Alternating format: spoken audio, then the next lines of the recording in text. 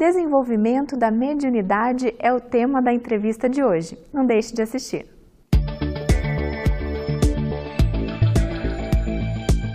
Olá, que bom que você está aqui conosco. Começamos agora nosso bate-papo, recebendo, mais uma vez, e agora para falar sobre o tema de sua preferência, que é a mediunidade, Daniel Dallagnol. Seja bem-vindo, Daniel. Márcio, muito obrigado. Daniel, que está atualmente vinculado ao Centro Espírita Filhos da Verdade e também contribui, não é, Daniel, com o Centro Espírita, Associação Espírita Caminheiros do Bem, que fica no bairro Uberaba, Jardim das Américas, ali bem na divisa, exatamente no campo da mediunidade, não é? É verdade. Daniel, e este assunto de hoje, muitas pessoas nos perguntam, de fato, nas instituições espíritas ou quando o assunto surge, né, a respeito de desenvolvimento da mediunidade. É possível desenvolver? Sabemos, por informações que constam lá do maior tratado de mediunidade, né, que nós temos notícia, que é o Livro dos Médiuns, é uma das obras fundamentais do Espiritismo, que a mediunidade é uma faculdade orgânica. O corpo precisa estar preparado para isso. Perfeitamente. Então, como é possível, sendo ela uma faculdade orgânica, desenvolver-se? Tem exercício para isso? Academia? O que é? Não é academia, a rigor não são exercícios físicos, ainda que a faculdade ela se derrame sobre a fisiologia do médium, né? Mas ela se organiza na fisiologia, mas ela possui a aptidão espiritual, ou seja, nós reencarnamos com a faculdade mediúnica, né? Então, quem possui o chamado princípio ativo da faculdade, esse é um médium genuinamente falando, na acepção do termo, que é considerado aquele que é capaz de fazer fenômenos, de provocar fenômenos por repetição, né? Mas você nos indaga, Márcio, se é necessário o desenvolvimento da mediunidade, né? Se tem exercício. O exercício, na verdade, é exercício do estudo. Não se desenvolve adequadamente a faculdade mediúnica sem saber como ela se desenvolve no âmbito da criatura. Qual é o envolvimento das questões psíquicas, por exemplo, os aspectos morais que implicam no exercício saudável da fenomenologia, né? Que tipo de interações que nós vamos estabelecer com o mundo espiritual, no que convém às manifestações, o que deve ser feito, enfim, há todo um procedimento que, a rigor, as pessoas, para que não se constituam numa aventura psíquica, precisam conhecer. E, efetivamente, o desenvolvimento se dá não de uma hora para outra, mas se dá no curso de um processo. Falamos processo porque é um processo mesmo. O médium não se descobre de um dia ou de uma noite para o dia médium. A faculdade mediúnica ela vai acontecendo, vai maturando na intimidade do ser, né? Há médiums desde crianças, mas há mediunidades que surgem na adolescência, na pré-adolescência, na juventude ou na madureza. É mesmo, lá na frente? Perfeitamente. Quase na velhice. Exatamente. Então, se preparar para esta fenomenologia é que é exatamente a proposta do chamado desenvolvimento da faculdade mediúnica. Daniel. Então ela não se desenvolve sozinha? Não. Veja, ela emerge através de certas manifestações, perceptíveis dependendo da nuance mediúnica que vai caracterizar o próprio médium. Há médiuns que veem os espíritos, há médiuns que escutam os espíritos, há médiuns que os espíritos falam através dele, né? Há espíritos que grafam. Médiuns que grafam, né? Exatamente. Que curam. Então, a faculdade ela vai desabrochando, digamos assim, na intimidade da criatura. E, às vezes, esse desabrochar é, de alguma sorte, perturbador. E na prática, Daniel, então, como é que a pessoa pode fazer? Ela se descobre, então, né, como portadora dessa faculdade. Sim. Ela busca uma instituição espírita, por exemplo, sim, né, que eu acho que é a que está preparada para isso mesmo. E, na prática, pelo que ela vai passar?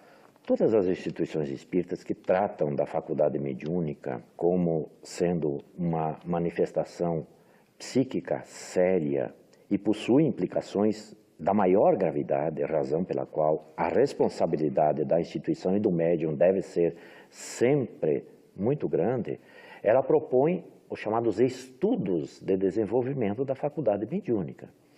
Esses estudos se constituem num ciclo de orientação adequado, a fim de que o próprio médium se compreenda diante da própria faculdade. Porque, como dissemos há pouco, Márcio, às vezes as manifestações são perturbadoras, né? Tiram a paz, tiram a própria condição física, fisiológica, saúde, né? A saúde, né? Há médiuns que se acham fora da sua condição de sanidade psíquica até. No passado eram internados Perfeitamente. nos hospitais psiquiátricos. Né? Perfeitamente. Então, hoje as instituições, como veem na mediunidade uma faculdade grave, mas importante para a felicidade da criatura, já que é um processo atrelado à sua própria reencarnação, estabelecem ciclos responsáveis de estudos a fim de levar a um exercício saudável e equilibrado da faculdade mediúnica, que é esta efetivamente a proposta da doutrina espírita. Né? Faculdade mediúnica não é para perturbar absolutamente ninguém, não é para enlouquecer ninguém, né? Muito pelo contrário, tem uma proposta altamente moralizadora. Então, a gente compreende que os centros, as instituições espíritas, elas se organizaram para isso, sim, com base no resultado que elas esperam. Sim. O resultado seria o bom médium. Né? Perfeitamente. Depois do intervalo, eu gostaria que você tratasse disso. O que é o bom médium? Ok? Tá certo. Conosco, então, que a gente já volta.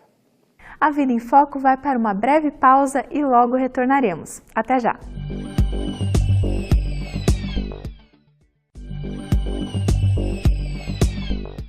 Voltamos com a entrevista e o tema de hoje nos traz reflexões acerca do desenvolvimento da mediunidade. Acompanhe. Estamos de volta, que bom que você ficou conosco, é você que está chegando agora. Nós estamos tratando do tema desenvolvimento da mediunidade. Então, desenvolvendo a mediunidade. Falávamos aqui na primeira parte, no primeiro bloco, com o Daniel a respeito da organização das instituições espíritas. Elas se prepararam, sim, e não sem sacrifício, né, ao longo do tempo, bateram muita cabeça. Né? De fato. Mas nós temos lá um código importante, né, que é insuperável o trabalho que Allan Kardec desenvolveu no Livro dos Médiuns, uma obra extensa, tratando exatamente, né, do desenvolvimento ou da educação da mediunidade. Você falou de uma série de procedimentos, sim, a pessoa estuda, eu não sei quanto tempo ela estuda. Né? Depende. A vida toda. A rigor, a proposta doutrinária espírita é no sentido de fazer com que a criatura desenvolva a sua consciência, os seus sentimentos a partir da compreensão da sua realidade espiritual. Né? Okay. E tudo isso está baseado naquilo que se deseja. Sim. Então nós queremos lá na frente algum resultado com a pessoa. Né? Então que ela se torne aquilo que nós chamamos de um bom médium. Daniel, o que é um bom médium? É aquele que produz grandes fenômenos, grandes espetáculos? Ah, absolutamente não. Essa não é. Não é mesmo? Não, não é. O bom médium é aquele, na definição da doutrina espírita, é aquele que os bons espíritos melhor se comunicam através dele. Mas, como esses são muito raros, chamados bons médiums, a proposta do desenvolvimento da faculdade mediúnica, Márcio, e esse é o grande objetivo das instituições, é fazer com que os médiums sejam médiums educados. Por isso que há este ciclo de desenvolvimento da faculdade mediúnica, que nós poderíamos dizer que é o ciclo básico, onde o médium passa a tomar conhecimento das implicações morais, fisiológicas, digamos assim, da proposta de quando ele deve exercitar, em que momento, sob que segurança e tudo mais. Mas ato contínuo é levar o médium a um processo de educação mediúnica. Nem todo médium desenvolvido é um médium educado. O médium educado é aquele que sabe filtrar as informações que chegam do mundo espiritual. Sabem a oportunidade de transferir uma informação, sabem da oportunidade da manifestação da sua mediunidade. Tem sobre si o controle psíquico na relação que se estabelece com o mundo espiritual. Então, o bom médium, nós poderíamos considerar aquele que atingiu o império sobre si mesmo, né? Em extremo valor à própria faculdade, que é uma dádiva divina, né? Então, para nós, o médium educado é efetivamente o desejo de toda uma proposta educativa que a doutrina espírita tem. E se nós podemos dizer, é o bom médium que você vai estabelecer a relação saudável com o mundo espiritual. Vimos que tem bastante esforço aí. Disciplina, Muito. Educar, estudar. Então, Renúncia. para que isso tudo, Daniel? Qual é a finalidade disso? Então, a pessoa se descobre médium, ela se submete a esse processo, né? É essa orientação que os centros espíritas praticamente impõem mesmo, né? E para que tudo isso? Essa provavelmente é a sua melhor pergunta para a nossa entrevista. Quem sabe eu não quero ser deseducado respondendo com uma outra pergunta. Mas já paramos para pensar, ao longo da nossa trajetória espiritual, que podemos contar alguns milhares, se não milhões de anos, né? Quanto tempo nós paramos para nos educarmos espiritualmente? Provavelmente muito pouco tempo, até agora. Então, quando a gente fala de mediunidade, porque o médium ele vai se sintonizar com o chamado mundo espiritual, que está ao nosso derredor.